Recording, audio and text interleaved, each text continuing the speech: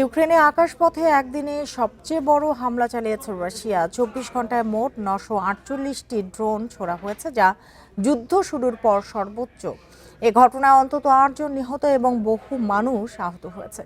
এছাড়া পশ্চিমাঞ্চলের শহর লভিভে ইউনেস্কো স্বীকৃত 1600 শতকের বার্নাডাইন আশ্রম ক্ষতিগ্রস্ত হয়েছে। পাশের অঞ্চলে একটি মাতৃত্ব হাসপাতালেও হামলা হয়েছে। ইউক্রেনের বিমান বাহিনী জানিয়েছে, মঙ্গলবার সকাল থেকে 556টি ড্রোন ছোড়া হয়। দিনের বেলায় এমন বড় হামলা বিরল। আর রাতের হামলায় 392টি ড্রোন ও 34টি ক্ষেপণাস্ত্র ছোড়া হয়েছিল।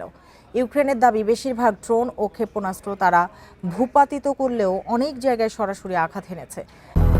200-র বেশি সার্ভিস ও ফিচারে লেনদেনের সব বিকাশ অ্যাপে সম্ভব। প্রেসিডেন্ট ভলোদিমির জেলেনস্কি বলেছেন, এই হামলার মাত্রা দেখেই বোঝা যায় রাশিয়ার যুদ্ধ থামানোর কোনো ইচ্ছে নেই। অন্যদিকে রাশিয়ার কুরস্ক অঞ্চলে ইউক্রেনের ড্রোন হামলায় 1 জন নিহত ও 13 জন আহত হয়েছেন বলে জানিয়েছেন স্থানীয় গভর্নর।